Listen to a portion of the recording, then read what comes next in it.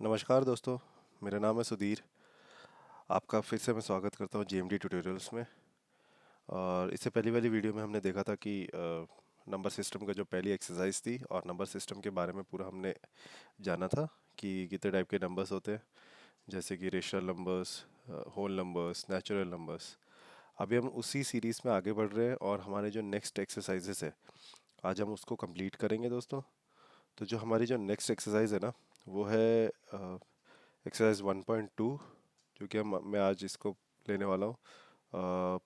इसके जितने क्वेश्चन है आज उसको हम लेंगे और देखेंगे कि कैसा है, और ट्राई करेंगे कि हम 1.3 तक भी जा पाएँ। बट हम, हाँ, ये जो मेन इंपॉर्टेंट एक्सरसाइजेस है हम इनको एक एक लेते हुए चलेंगे, और जितने भी इसके इंपॉर्टेंट क्वेश्चन है वो हम एक एक सॉल्व करेंगे, और जितना हो सके जल्दी हो सके इस वीडियो को ख़त्म करेंगे। ठीक है? तो ज़्यादा देरी ना करते हुए आगे बढ़ते हैं और सीखते हैं कि सबसे पहला टॉपिक जो आज का इम्पोर्टेंट वाला वो है इर्रेशनल नंबर्स। तो इर्रेशनल नंबर्स क्या होते हैं? तो हमने पहले देखा था कि जो भी नंबर्स पी बाई क्यू की फॉर्म में होते हैं, ठीक है, वो होते हैं रेशनल नंबर्स। अब आप बोलोगे कि भैया आपने तो बोला था पी बाई क्यू मतलब रेशनल। अब रेशनल तो ठीक है, लेकिन ये इर्रेशनल नाम का चीज़, ये क्या चीज़ है? राइट?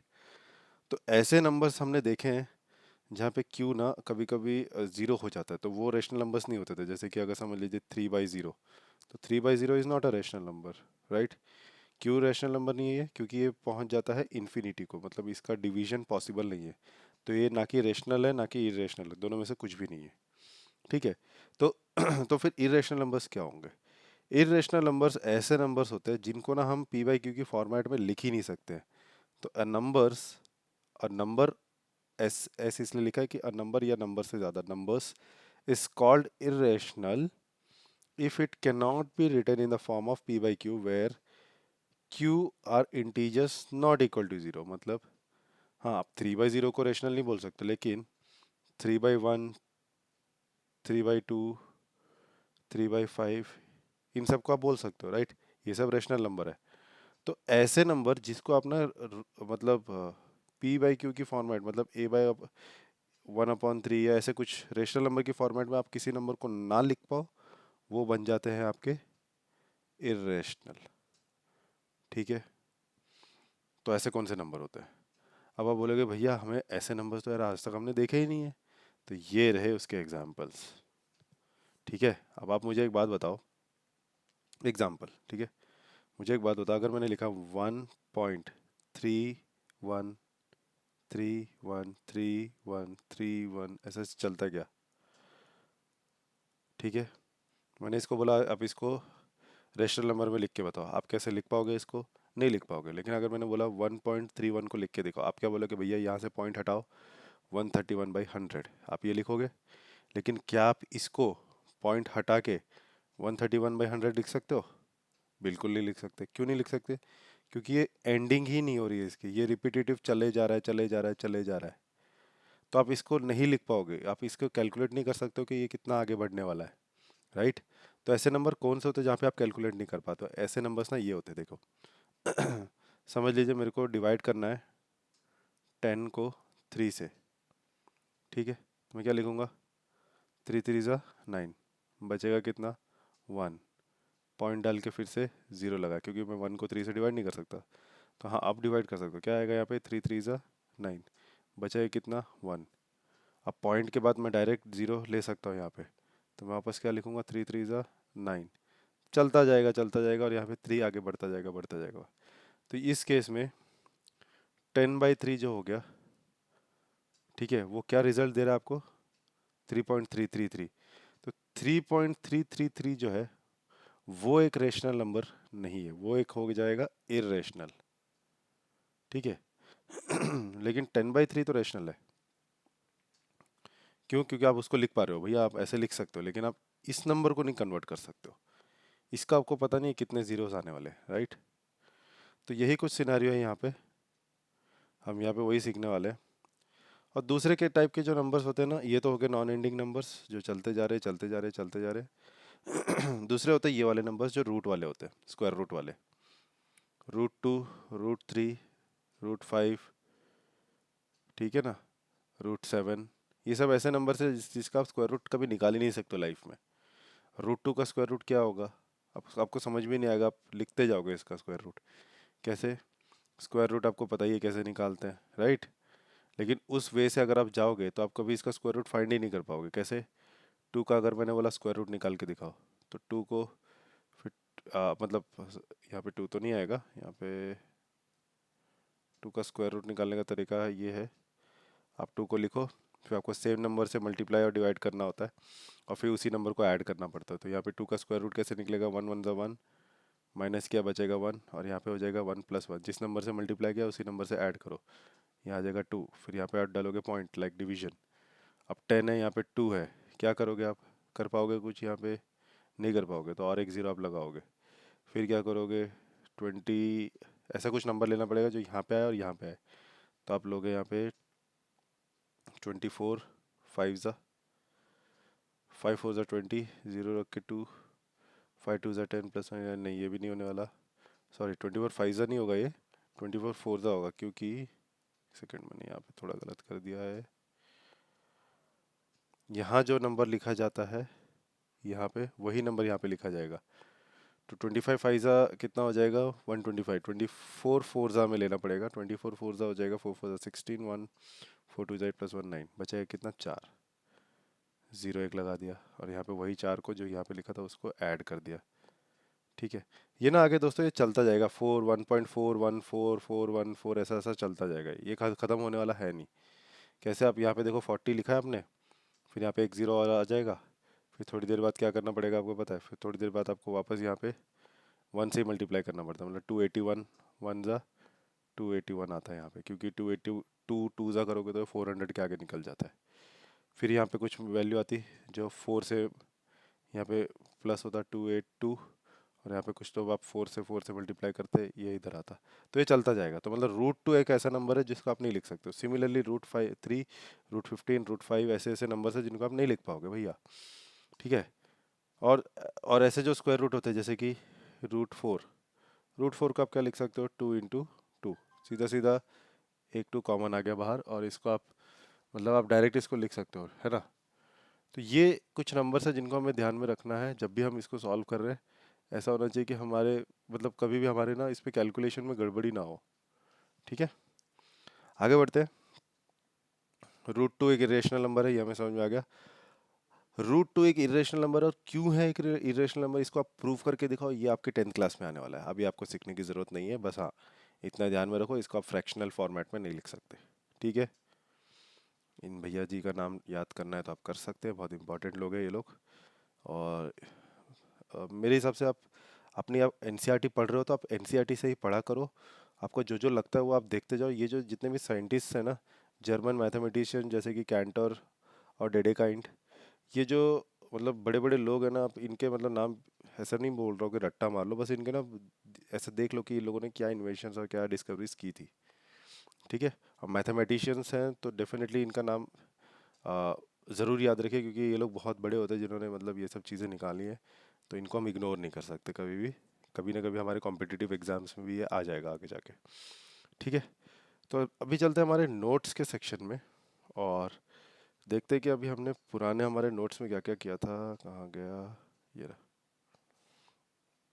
ये रहा। तो देखिए दोस्तों, ये जो हमारा नोट्स का सेक्शन है, हमने यहाँ पे बहुत सारी चीज़ें लिख ली थी। रेशनल नंबर्स क्या होते हैं, फिर हमने सॉल्व कर लिया था यहाँ पे कुछ चीज़ें, और फिर हमने एक्सरसाइज 1.1 क्वेश्चन सॉल्व कर लिया था कुछ। अभी हम आगे बढ़ते हैं नेक्स्ट, जो कि हमारा टॉपिक था इरेशनल नंबर्स, वो कि हमारा पूरा हो चुका है। अब एक थर्ड या फोर्थ टाइप की कैटेगरी आती है जो कि होती है रियल नंबर्स। रियल नंबर्स, इसको आप नोट कर लीजिए दोस्तों, बहुत इंपॉर्टेंट टॉपिक है ये। रियल नंबर्स ऐसे नंबर्स है जो आपका पीछा कभी नहीं छोड़ने वाले। इनफैक्ट ये मतलब हर रोज़ ही आप देखते होगे इनको, तो आप बोलोगे भैया रियल नंबर ऐसे कौन से होते हैं? तो real number is a mixture of, real number को मैं आर से डिनोट करता हूँ, is a mixture of natural number, is a mixture of whole number, is a mixture of rational number, जिसको मैं रेशनल को ऐसे नहीं लिखा जाता है, रेशनल को स्मॉल आर से लिखा जाता है, and is a mixture of irrational number, rational number. ऐसे नंबर्स का क्लब, और मैं एक चीज़ और भूल गया जो कि था इंटीजर्स z। तो natural number, whole number, rational number, integers और इरेशनल नंबर, सारे के सारे नंबर्स का कॉम्बिनेशन होता है मतलब रियल नंबर। तो real number is a set of everything, ये कलेक्शन हो गया जिसके अंदर सब आता है। तो मतलब रियल नंबर, अगर आप मेरे से, आप समझ लीजिए मैं एक टीचर हूँ, अगर आपसे पूछ रहा हूँ अरे बेटा आप ज़रा बताओ रियल नंबर क्या 1 रियल नंबर है, क्या 1.1 रियल नंबर है, क्या √2 रियल नंबर है, क्या 3/5 रियल नंबर है, ठीक है, क्या -1 रियल नंबर है, तो आप बोलोगे भैया yes yes yes yes yes yes. क्यों यस? ये सारे के सारे आते किसके अंदर है? रियल नंबर के अंदर। बट इनकी सब कैटेगरी जो है वो क्या है? इंटीजर है। वो क्या है? नेचुरल नंबर है। वो क्या है? वापस इसको पॉइंट हटाओगे तो ये हो जाएगा 11/10, तो ये हो जाएगा एक रेशनल नंबर। ये क्या है? Irrational number. ठीक है, ये 3/5 क्या है? वापस एक रेशनल नंबर है। तो इनकी सब कैटेगरीज तो सब कुछ है, बट इनका जो मेन है, मेन बाप कौन है इनका? Real number. तो रियल नंबर एक ऐसा नंबर है that is a collection of each and every type of numbers, and you can term it as real number. तो आप ये भी बोल सकते हो कि आप रेशनल और इरेशनल दोनों को लेके चलो, वो भी हो जाता है आपका रियल नंबर। आप 2 लिखते हो, 2 क्या है? एक नेचुरल नंबर है, बट 2/1 लिखोगे वो भी डिनोट करता है 2 को, लेकिन ये 2 भी बन जाएगा, एक 2/1 बन जाएगा एक क्या? Rational number. तो 2 can be written as 2/1, 2 is a natural number, then we can say that every natural number is a rational number, right? हर एक नेचुरल नंबर को आप 1 के फॉर्मेट में नीचे 1 लगा के लिख सकते हो, तो वो नेचुरल नंबर क्या बन सकता है? एक rational number. Then we can also say that every natural number is a rational number, and every rational number is a real number. Similarly every irrational number is a real number, every integer is also a real number. ठीक है, तो real number is everything. तो आपकी book में भी इसकी definition दे रखी है शायद, वो जाते हैं बुक में, सीआरटी में। तो ये यहाँ पे लिखा हुआ है, it is a collection of all rational numbers and irrational numbers together make up what we call the collection of real number. Okay, ये बोल रहा है कि भाई एक बोरी में बांध लो सारे नंबर्स को, जितने भी नंबर, जैसे 4 दिख रहा है, 0 दिख रहा है, 999 दिख रहा है, वापस 0 दिख रहा है, 71 दिख रहा है, 9/14 दिख रहा है, माइनस के नंबर्स दिख रहे हैं, माइनस के फ्रैक्शन दिख रहे हैं, रूट वाले नंबर्स दिख रहे हैं। तो जितने भी नंबर्स है सबका कॉम्बिनेशन, √19 भी दिख रहा है देखो, सबका कॉम्बिनेशन क्या होता है? एक रियल नंबर होता है। ठीक है, आगे बढ़े दोस्तों। कि ये ना बहुत इंपॉर्टेंट चीज़ है, आप इसको मुझे मुझे मतलब इतना गारंटी नहीं है कि मैं इसको आप अपने तरीके से बताऊंगा तो आपको कितना समझ में आएगा, बट यस मैं इसको ट्राई करता हूँ अपने वे से बताने के लिए, ताकि आपको एक रिप्रेजेंटेशन आ जाए कि भैया अगर कोई पूछता है √2 को बताओ नंबर लाइन में कैसे दिखाओगे, √3 को बताओ, √5 को बताओ कैसे दिखाओगे, तो वो हम देख लेते हैं। ठीक है, क्योंकि उसी का सवाल मेरे हिसाब से ये रहा, देखो √3 भी है, और उसी का सवाल आपको यहाँ पे पूछा गया होगा कहीं पे, यस ये रहा, show how √5 can be represented on number line. ठीक है, ये क्वेश्चन हम अभी नेक्स्ट देखते हैं। बट एक्सरसाइज 1.2 में आ जाते हैं सीधा सीधा, और यहाँ पे देखो पहला क्वेश्चन ही क्या बोल रहा है? Every irrational number is a real number. Definitely yes yes yes, हर एक इरेशनल नंबर रियल नंबर है, हर एक नंबर दुनिया में रियल नंबर है। ठीक है, इतना याद रख लो, रियल नंबर सबका बाप है, कोई भी नंबर इज रियल नंबर। ठीक है, ये आपको होमवर्क में करना है। नंबर 2, नंबर 3 पे आपको होमवर्क में करना है। जैसे एक छोटा सा पॉइंट अगर मैं पढ़ लेता हूँ, every real number is an irrational number. क्या हर एक रियल नंबर इरेशनल नंबर होता है? हर एक रियल नंबर इरेशनल होता है? Definitely no, I think no. क्योंकि अभी आप, मैं बोलूँगा 4, 4 एक रियल नंबर तो है, बट क्या ये इरेशनल है? बिल्कुल नहीं है। √2 एक रियल नंबर है, बट क्या ये इरेशनल नंबर है? बिल्कुल है। बट हर एक नंबर जो रियल है वो इरेशनल नहीं है, कुछ कुछ ही है, जैसे ये रूट वाले जो पॉइंट पॉइंट में आगे बढ़ते आ रहे हैं वो सब। ठीक है, ये हो गया। और सेकंड क्वेश्चन भी आप बहुत इजीली कर सकते हो, are the square roots of all positive integers irrational? If not give the example of. तो देखो क्या square root of every positive या ऑल पॉजिटिव, तो अगर 4 का स्क्वायर रूट लूँगा 2 आएगा। क्या ये इरेशनल है? बिल्कुल नहीं है, ये तो नॉर्मल नेचुरल नंबर है, या तो फिर आप रेशनल नंबर भी बोल सकते हो। तो वो यही बोल रहा है कि अगर नहीं है तो भैया एग्जाम्पल दो स्क्वायर रूट का नंबर लाइन पे। ठीक है, नंबर लाइन पे आपको बताना है। तो कुल मिला के यही चीज़ आ जाती है वापस कि आप नंबर लाइन पे रूट टू को डिनोट कैसे करोगे। हमारे नोट्स पे चलते हो, मैं एक बहुत इजी वे बताता हूँ, शायद आपको वही इजी वे पसंद भी आए और आप उसको वैसे कर सकते हो। तो रिप्रेजेंटिंग नंबर्स, कौन से number, irrational numbers on number line. ठीक है, ये हमारा टॉपिक है।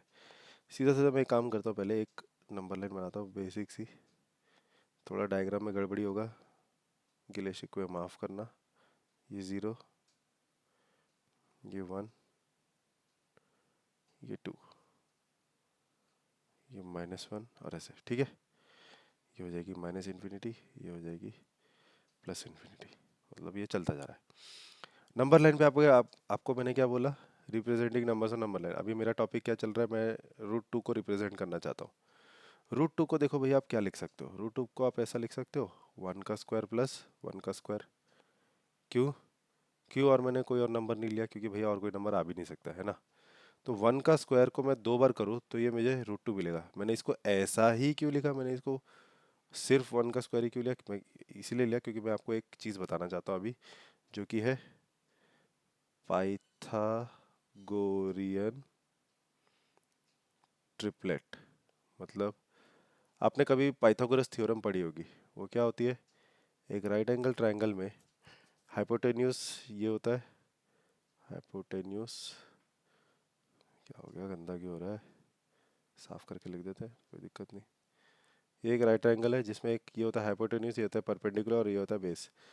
तो हाइपोटेन्यूस का square is equal to perpendicular का स्क्वायर प्लस बेस का स्क्वायर, ऐसे ही होता है। मतलब इसकी जो वैल्यू होती है वो इन दोनों की वैल्यू के स्क्वायर के बराबर होती है। तो आप यही चीज़ यहाँ पे रिप्रेजेंट करिए।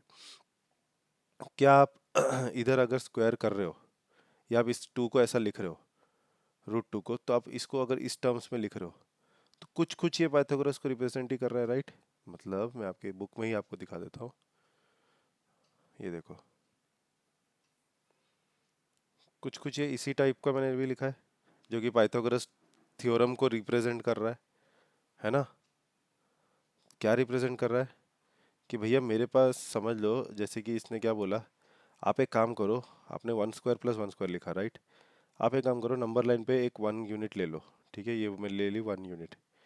सेम यहाँ से 90 डिग्री पे ये हो जाती है मेरी 90 डिग्री, 90 डिग्री पे सेम एक वन यूनिट का लाइन खींच दो, तो ये मैंने वन यूनिट मान ली। तो ये जो आप बनाते हो ये बन जाता है आपका हाइपोटेन्यूस, ठीक है, और ये बन जाती है आपकी 90 डिग्री।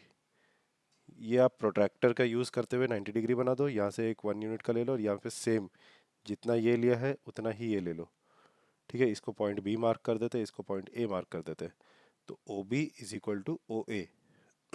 ठीक है, अब sorry not O A, it is B A. अब O B is equal to B A है, तो एक पाइथागोरन ट्रिपलेट या पाइथागोरस थ्योरम के हिसाब से जो हाइपोटेन्यूस होगा, अब यहाँ पे हाइपोटेन्यूस क्या होने वाला है पता है। यहाँ पे अगर आप अपना जो आपका कॉम्पास रहता है इस शेप में, यहाँ पे पॉइंट होता है और यहाँ पे पेंसिल होती है, उसको आप उठाइए कॉम्पास को, ये पॉइंट को यहाँ पे रखिए, इस पॉइंट को यहाँ पे रखिए, ये जो आपका नाप आने वाला है ये नाप आने वाला है रूट टू का। फिर आप यहाँ पे पॉइंट को रखते हुए कॉम्पास को नीचे ले आइए, जहाँ ये नीचे आके गिरेगा वो बन जाएगी आपकी रूट टू की पॉइंट, ठीक है।